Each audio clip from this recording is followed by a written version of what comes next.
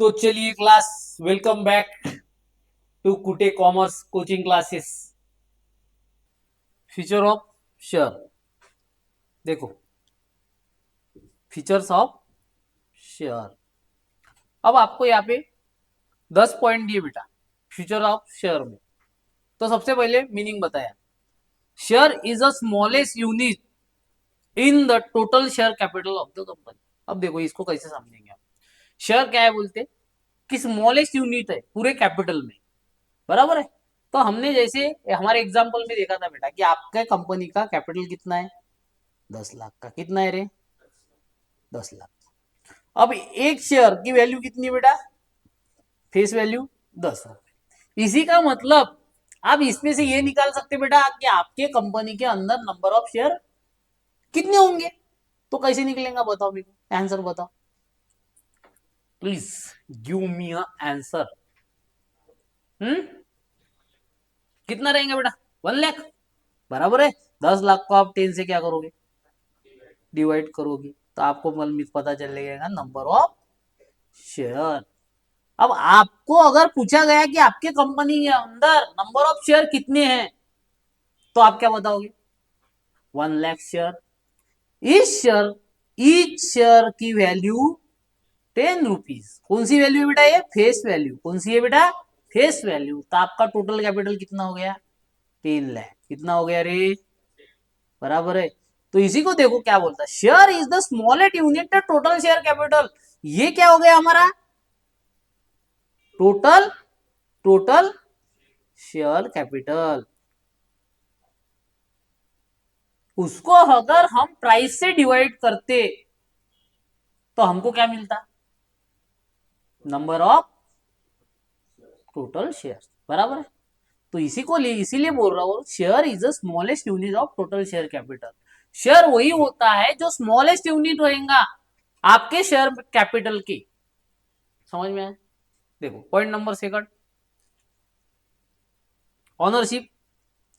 अब आप अगर आपके पास कोई भी कंपनी के शेयर है, एट मीन ऑनरशिप होंगी। होगी कि नहीं होगी? देखो क्या बोल रहा हूं, the owner of the share called as a share holder, it show the ownership of the share holder in the company. जो ऑनर है वो क्या है बेटा? शेयर होल्डर है। और वही यही दर्शाता है कि वो क्या है? कंपनी का शेयर होल्डर है। समझ में आया? चलो third point, distinctive number. Unless dematerialise, each share has a distinct number for the identification, it is a mention in share certificate। अब देखो पहले क्या होता था बेटा, आपको फिजिकल क्या होता था? शेयर सर्टिफिकेट मिलता था, बराबर है। अब ये जब भी डिमोटरलाइजेशन का कंसेप्ट आ गया, डिमोटरलाइज मीन्स कि आपके फिजिकल शेयर कन्वर्ट करना है इलेक्ट्रॉनिक फॉर्म में, बराबर है। क्योंकि पहले क्या मिलता था बेटा? फिजिकल शेयर सर्टिफिकेट, बराबर है। अब फिजिकल शेयर सर्टिफिकेट को क्या रहता था? डर रहता था, बराबर। काय का? चोरी करने का, फटने का, जलने का, बराबर है ये सब। उसके बाद डिमोटरलाइजेशन का कंसेप्ट आया तो आपको बताया गया बेटा जो भी आपके फिजिकल शेयर है उसको कन्वर्ट करो इलेक्ट्रॉनिक फॉर्म में, उसी को बोलते हैं हम डिमोटरलाइज फॉर्म। तो यहाँ पे लिखा है बेटा साफ कि अनलेस डिमोटरलाइज, अगर आपका शेयर डिमोटरलाइज नहीं है तो आपके शेयर के ऊपर डिस्टिंक्टिव नंबर लिखा रहेगा। अब डिस्टिंक्टिव नंबर इट मींस क्या? तो मिस्टर ये है, मिस्टर बी है, मिस्टर सी है, मिस्टर डी है, ये क्या हो गया बेटा? नंबर ऑफ शेयर होल्डर हो गए। बात सही है। अब इसको हम सबको ये शेयर देंगे। अगर आप सबने 100 शेयर दिए तो इसी का मतलब ये हो गया बेटा कि ये जो मिस्टर ए है, ये जो मिस्टर बी है, ये जो मिस्टर सी है, इसको ये को 1 से लेके 100 नंबर शेयर, बराबर है। अब 100 101 से 200, 201 से 300, ये क्या हो गया बेटा? डिस्टिंक्टिव नंबर हो गया। मतलब अगर कल जाके मैं ये बोलूं कि ए के पास कौन से नंबर के शेयर है, तो कंपनी के पास रिकॉर्ड रहेगा बेटा कि मिस्टर ए के पास 1 से लेके 100 तक, बी के पास 101 से लेके 200 तक, सी के पास 201 से लेके 300 तक। तो ये क्या होता था बेटा? Distinctive number. ये तब रहता था, आज है क्या? नहीं, इसलिए देखो, पढ़ो क्या बोलता हूं, फिर से पढ़ो। अनलेस डिमोटलाइज, अगर डिमोटलाइज नहीं होता तो ये कंडीशन आती। कौन सी? Each share has a distinct number for identification it mention in the share certificate. वो आपके लिए आइडेंटिफिकेशन के लिए क्या पे मेंशन रहता है बेटा? आपके शेयर सर्टिफिकेट के ऊपर। समझ में आया पॉइंट नंबर थर्ड? चलो नेक्स्ट, एविडेंस ऑफ टाइटल। अब आपको ये समझाने की जरूरत है क्या कि आपका शेयर सर्टिफिकेट या आप शेयर होल्डर हो इस कंपनी के, यही ये दर्शाता है बेटा, यही एविडेंस दिखाता है कि आप ये कंपनी के क्या हो, शेयर होल्डर। तो ये जो शेयर होल्डर, ये जो शेयर है, ये एक तो एक प्रकार का क्या है बेटा? एविडेंस है। अरे एविडेंस है कि नहीं कि आज ये कंपनी की क्या हो, शेयर होल्डर। देखो क्या बोल रहा हूं, अ share certificate issued by a company under its common seal. अब कॉमन सील क्या होती है बेटा? कॉमन सील हमने जो पढ़ी है क्लास 11 की में, हमने ये कॉमन सील पढ़ी है बेटा, बराबर है। अब कॉमन सील क्या होती? एक प्रकार का कंपनी का थप्पा, सिग्नेचर, बराबर है कि नहीं? जो भी कंपनी के कॉमन सील के अंडर आपको शेयर सर्टिफिकेट दिया जाता है, वो एक प्रकार का क्या है बेटा? एविडेंस है कि आप इस कंपनी के क्या हो, मेंबर हो, शेयर होल्डर हो, बराबर है कि नहीं? समझ में आया? इसलिए वो बोल रहा है कि a share certificate is issued by company under its common seal, it is a document of title of ownership of share. ये डॉक्यूमेंट आपकी ऑनरशिप दर्शाता है कि आप क्या हो, इस कंपनी के share holder. A share is not a visible thing, it is the shown by the share certificate और in the form of demat share. मतलब ये जो शेयर होल्डिंग जो है या शेयर है, ये कोई दिखने वाली चीज है क्या? नहीं, ये हम उस बात से दर्शाते बेटा, या तो शेयर सर्टिफिकेट से, या तो आपके शेयर डिमोटलाइज फॉर्म में, या आज के जमाने के है तो आपके शेयर कहां पे रहते बेटा? डीमार्ट फॉर्म में। कहां पे रहते? क्योंकि आपको जब भी शेयर परचेस पहले करना है तो आपको डीमार्ट अकाउंट खोलना पड़ता, बराबर है। डीमार्ट अकाउंट खोलने के बाद ही आपको क्या होता? शेयर मिलते, बराबर है कि नहीं? चलो next, value of, value of share पढ़ो।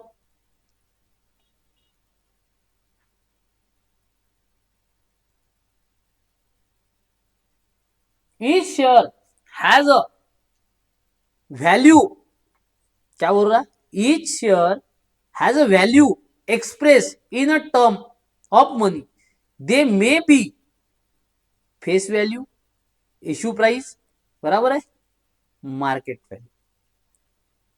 अब तीनों में मेरे को डिफरेंस बताओ, फेस वैल्यू, इश्यू प्राइस और मार्केट वैल्यू, बताओ क्या फर्क है बेटा? क्या लग रहा है आपको, फर्क क्या है? तीनों प्राइस अगर दी होंगी तो डिफरेंस तो होगा, बराबर है कि नहीं? बताओ डिफरेंस बताओ।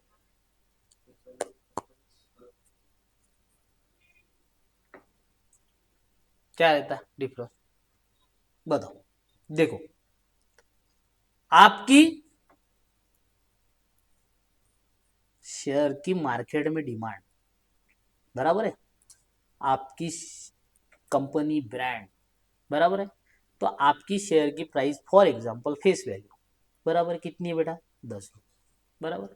पर आप ये बोल रहे कि देखो सर, हमारी कंपनी की जो भी वैल्यू है वो क्या है?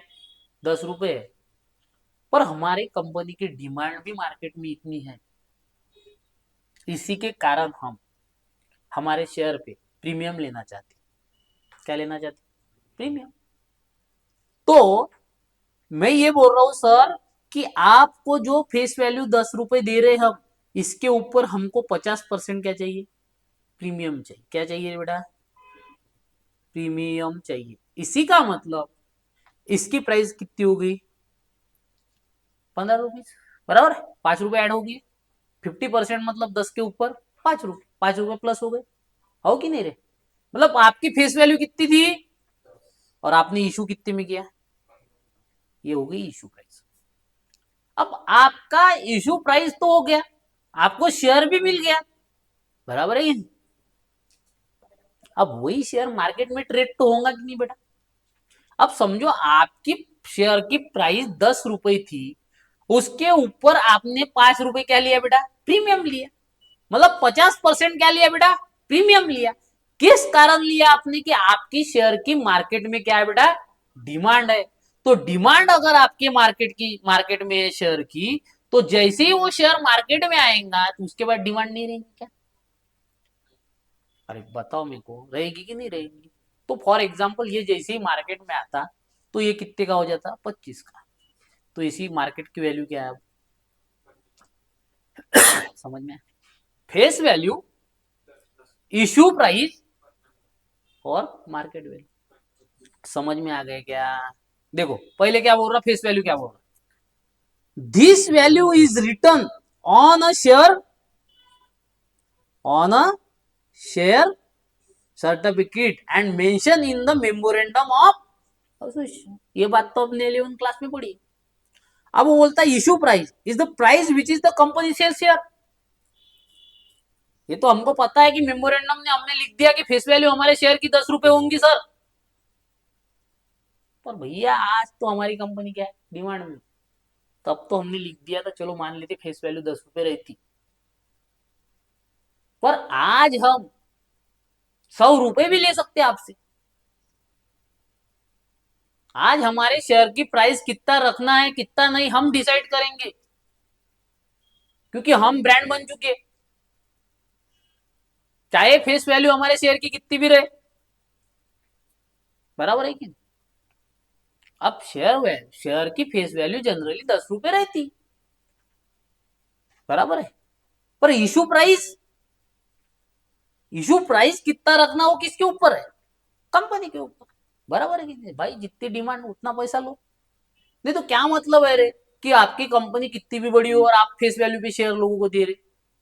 कोई इंपॉर्टेंस है क्या उस चीजों का? लगो कोई इंपॉर्टेंस है क्या उस चीज का? आपने इतने सालों साल मेहनत की, 10 रुपए का शेयर फेस वैल्यू आप 10 रुपए में बांट रहे, होगा क्या ऐसा?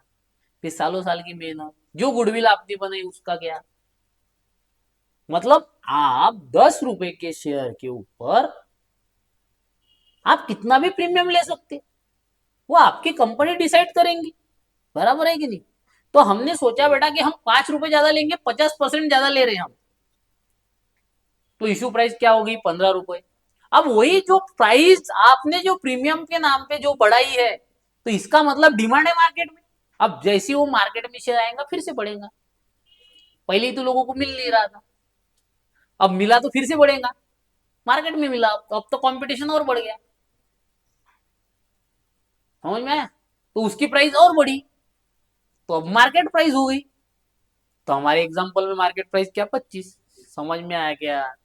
अब आपको ये तो समझ में आया होगा कि फेस वैल्यू क्या रही थी, इशूड प्राइस क्या रही थी, और मार्केट वैल्यू क्या रही थी, क्या कि मार्केट प्राइस क्या रही थी। समझ में आएगा तीनों?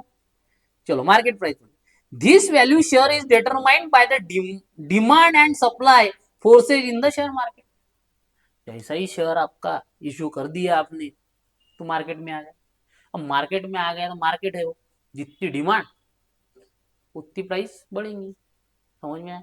अब जो भी खेल है बेटा किसका है? डिमांड एंड सप्लाई का। अब आपकी डिमांड है तो प्राइस भी बढ़ेगी। समझ में आ रहा? चलो पॉइंट नंबर 6 पढ़ते, चलो देखो। A share confirm a certain right on its holder such as a right received, dividend right to inspect statutory books, right to attend share holders meeting and right to vote a such a meeting. बोलते आप जब भी कोई company की members बने हुए बेटा, या तो शेयर परचेस किए मतलब शेयर होल्डर बनिए, तो आपको कुछ राइट्स रहते। क्या क्या राइट्स रहेंगे देखो, क्या राइट रहते, रिसीव द डिविडेंड। आप शेयर होल्डर हो तो आपका अधिकार है डिविडेंड रिसीव करने का, बराबर है कि नहीं? मीटिंग अटेंड करने का, आपको वोटिंग देने का अधिकार है कि नहीं? तो ये सब क्या है बेटा, वोटिंग राइट है। तब शेयर के फीचर्स में क्या है बेटा, एक राइट भी है, बराबर है। अब इनकम देखो, आपने शेयर लिया तो उसका इनकम कैसे calculate? A share holder is entitled to get a share in the net profit of the company, it is called dividend.